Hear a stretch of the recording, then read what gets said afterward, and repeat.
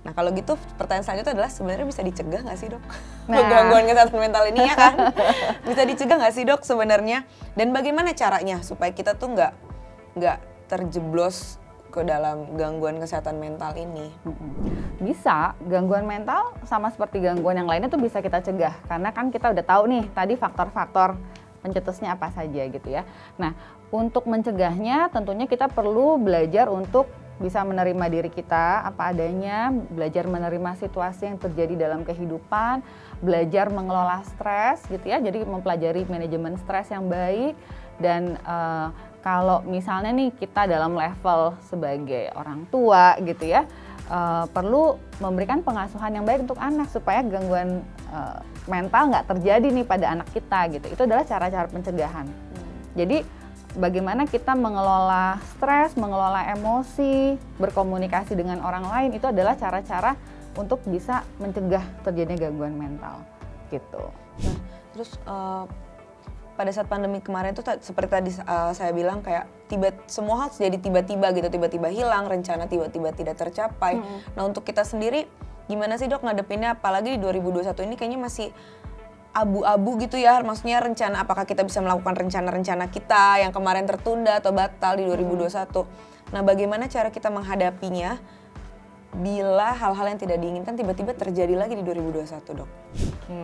Karena 2020 sudah memberi pelajaran yang sangat berharga buat kita, jadi kita perlu lebih siap nih di 2021. Caranya adalah ternyata kita itu perlu satu accept, kemudian adapt. Jadi menerima dan beradaptasi, gitu ya. Jadi saat terjadi sesuatu yang unexpected, kita perlu belajar menerima situasi. Oke, ini terjadi, apa yang harus kita lakukan? Gimana cara beradaptasi, gitu. Karena saat kita sulit menerima situasi, susah beradaptasi, kaku, gitu ya. Pokoknya saya maunya harus terjadi, padahal nggak bisa, gitu ya. Saya mau pergi, tapi nggak bisa, gitu. PSBB. Saat kita kaku, disitulah muncul potensi terjadinya gangguan ya, emosi kita jadi terganggu, perilaku kita jadi mungkin jadi lebih marah-marah gitu ya, jadi nggak terima. Nah disitulah ada potensi terjadi gangguan mental. Oleh karena itu belajarlah untuk accept, menerima dan adaptasi. Oke, kita harus sama-sama dan saling support ya dok. Iya betul. Saling menguatkan juga. Ada banyak hal mungkin dari teman-teman akurat yang ingin itu, ingin pergi, ingin ini, atau mungkin ada yang punya jenjang karir mau ke sini, tapi tiba-tiba nggak bisa, ditunda dulu. Ya kayak kata dokter Vivi, kita harus menerima dan beradaptasi. Sampai kapan sih dok? Nah, sampai kapan sih dok? Nah kalau bicara sampai kapan, nah kita tidak ada yang punya jawaban nih, siapapun ya. Bahkan dengan adanya vaksinasi pun tidak menjamin pandemi udah berakhir, gitu ya. WHO juga bilang vaksinasi bukan tanda bahwa ini adalah akhir dari pandemi. Oleh karena itu kita tetap harus protokol, disiplin, dan juga tetap selalu berusaha untuk beradaptasi dengan situasi yang terjadi gitu. Oke, tetap mau nggak mau jawabannya itu ya, beradaptasi, iya. Dan menerima diri pasti ya. Iya, menerima bahwa kita nggak tahu ini sampai kapan, iya. gitu. Jalanin aja dengan senang. Oke, sekarang aku mau bacain pertanyaan dari Instagram. Pertama ada pertanyaan dari Vivi juga dok. Wah, sama kita namanya ya. Dokter, teman saya mengalami depresi selama 5 tahun tanpa bantuan profesional. Bagaimana cara mengatasinya secara pribadi? Waduh, gimana tuh dok? Ya memang kalau mengalami satu kondisi mental tertentu seperti depresi ya, depresi ini tuh ada levelnya, ada derajatnya, ada ringan, sedang, dan berat gitu ya. Mungkin kalau untuk mengatasi pribadi dengan depresi yang derajat ringan, belajar ya self-help gitu, self-help dari mungkin dari internet, dari buku, gimana cara ngatasin gitu ya, pikiran-pikiran yang negatif, perasaan bersalah, perasaan yang murung, sedih, pesimis ya yang ada pada orang depresi, mungkin itu bisa teratasi. Kalau memang si individu itu satu, dia aware kalau dia depresi, harus aware dulu. Kalau nggak aware nggak tahu caranya, gitu kan, nggak tahu cara mencari pertolongan. Terus kemudian berusaha melakukan cara-cara tersebut.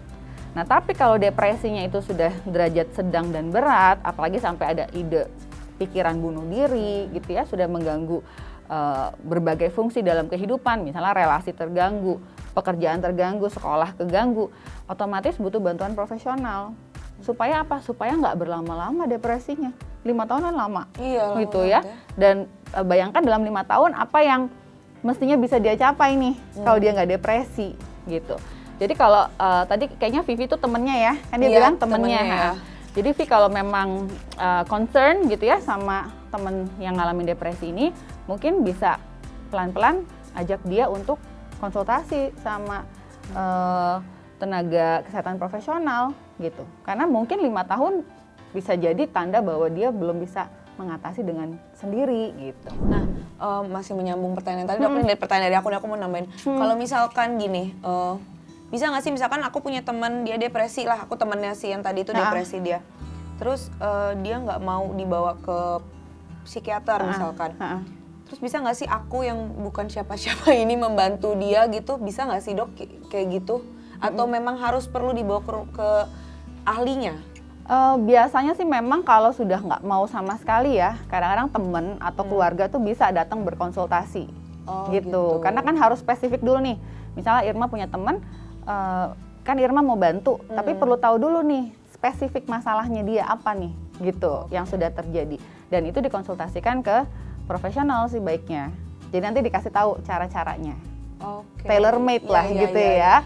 Nah tapi kalau misalnya kadang-kadang kita mau bantu tapi kita juga nggak tahu masalahnya. Nah itu yang susah gitu. Jadi mungkin kita bisa mencari cara membujuk ya, atau mungkin bisa sekarang kan ada juga telemedicine ya via online, atau bisa coba yang aplikasi digital tuh yang pakai chat dulu. Mungkin dia ragu-ragu mau ke psikiater atau psikolog, takut gimana-gimana, jadi coba dulu via chat misalnya seperti itu. Pelan-pelan. Berarti sebenarnya gini ya, nggak ada alasan buat kita malu atau apa ke psikiater, karena sekarang udah banyak banget teknologi ya, Dok, yang mensupport hal itu ya. Misalkan kita malu buat langsung datang, kita bisa ke aplikasi-aplikasi buat konsultasi online kayak gitu kan. Betul. Dan memang semenjak pandemi ini itu jadi menjamur sekali ya. Karena orang kan takut nih ke rumah sakit misalnya. Nah itu bisa dari situ dulu. Menggunakan teknologi dulu sebelum memang akhirnya kalau untuk mendapatkan assessment ya, pemeriksaan lebih lanjut, diagnosis, terapi, itu memang perlu tatap muka, perlu langsung supaya nggak salah diagnosis. Dan ini aku dapat informasi baru juga berarti dari dokter ya, bahwa ternyata yang bisa berkonsultasi ke psikiater itu nggak cuma pasiennya ya, tapi keluarganya juga boleh ya ternyata ya, untuk kita membantu si pasien tersebut ya. Boleh, kalau memang sangat sulit ya untuk membawa si pasien. Nah, oleh karena itu keluarga perlu berkonsultasi langsung supaya bisa mendapatkan tips atau trik gitu ya, gimana nih caranya ngadepin si pasien ini gitu. Nah lanjut lagi pertanyaannya, Dok, ada pertanyaan yang kedua dari siapa nih? Silsdil ya kayak bacanya ya. Apakah self diagnose itu berbahaya, Dok? Ya, Silsdil ini tidak disarankan ya untuk self diagnose. Kenapa tidak disarankan? Satu, belum tentu akurat. Nah ini kita di akurat nih ya. Penting banget harus akurat gitu ya. Karena gejala-gejalanya mungkin sepertinya sama, tapi bisa jadi saat diperiksa oleh profesional, oh ternyata bukan itu gitu ya. Jadi belum tentu akurat nih diagnosis sendiri. Terus kemudian saat self diagnose dan meyakini bahwa memang itu, terus kemudian mencari cara penyelesaian yang dia pikir sesuai nih dengan diagnosisnya, padahal dari diagnosisnya aja sudah tidak akurat. Akhirnya cara penyelesaiannya pun menjadi tidak pas, nggak sesuai gitu ya.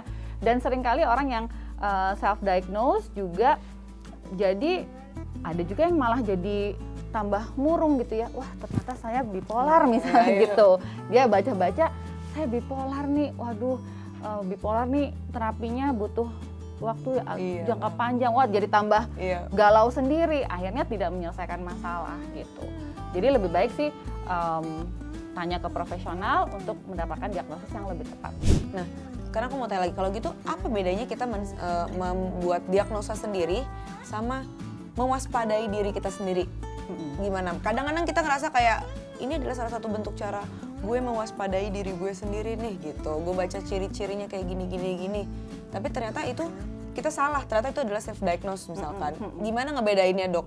Ya, cara bedainnya adalah saat kita mewaspadai diri sendiri, kita berbicara tentang kemungkinan. likelihood ya, possibility. Sepertinya, kayaknya saya ngalamin gejala depresi. Beda sama self diagnose, dok saya depresi. Nah itu udah diagnosis gitu ya, dok saya bipolar ya, atau saya schizophrenia. Tapi kalau dok kayaknya saya ngalamin gejala-gejala schizophrenia deh dok gitu. Saya sering dengar halusinasi misalnya. Jadi saat kita mewaspadai diri sendiri, kita tidak mutlak gitu. Udah langsung fix gitu. Fix nih, gue sakit ini gitu. Kalau itu self diagnose. Tapi saat kita bicara kemungkinan, kecenderungan, kayaknya nih, nah itu oke. Mewaspadai diri sendiri. Dan setelah kita merasa bahwa setelah kita aware terhadap diri kita sendiri, kita lebih baik bertanya pada ahlinya langsung ya. Betul. Untuk memastikan bahwa oh ya nih gue sakit ini. Iya. Dan boleh dibocorin nggak sih dok, kalau kita datang ke psikiater itu kita bisa langsung dapat kayak oh ya kamu sakitnya ini, kayak gitu nggak sih, kayak ke dokter-dokter pada umumnya gitu? Nah kalau untuk kesehatan mental memang agak unik ya. Ada orang yang nanya gitu, dok saya ini apa diagnosisnya, saya sakit apa gitu ya. Tapi ada yang nggak mau tahu, nggak nanya. Jadi kadang-kadang mengetahui diagnosis itu bisa memberi efek terapi, maksudnya kita jadi oh iya ternyata bener ya aku ngalamin ini dan ini butuh pertolongan. Tapi ada juga yang malah jadi bikin down gitu dengan mengetahui diagnosis. Jadi kadang-kadang ada orang yang nggak pengen tahu diagnosis pastinya, tapi dia mau jalanin terapi gitu. Karena itu terkait penerimaan ya, penerimaan terhadap kondisinya. Dan gitu. Apakah dokter itu, sorry ya dok, tapi setahu saya bukan dari dokter itu punya kewajiban untuk memberitahu pasien ini sakit apa, kayak gitu dok? Dokter perlu memberitahukan diagnosis kepada pasien kalau pasiennya meminta. Oh gitu. Gitu ya. Jadi kadang-kadang kita suka tanya, pengen tahu diagnosis seperti apa gitu yang saya tetapkan saat ini gitu. Jadi kita boleh nanya. Walaupun dalam artinya dalam catatan medis dokter pasti udah punya diagnosis. Gitu. Tapi kadang-kadang kita nyampein dalam bahasa yang lebih ringan. Misalnya saat ini kamu lagi ngalamin suasana perasaan yang cenderung turun ya. Terus kemudian nggak nafsu makan, tidur keganggu. Ya, itu saya nggak ngomong kamu ngalamin depresi ya gitu. Tapi saya menjabarkan saat ini sekarang mood kamu lagi cenderung turun ya, cenderung depres. Terus jadi nggak bergairah, nggak punya motivasi ngapa-ngapain. Dan sekarang saya mau bantu kamu, saya mau kasih obat gitu. Jadi saya nggak kayak memvonis, oke kamu depresi gitu. Karena belum tentu semua orang siap. Oke.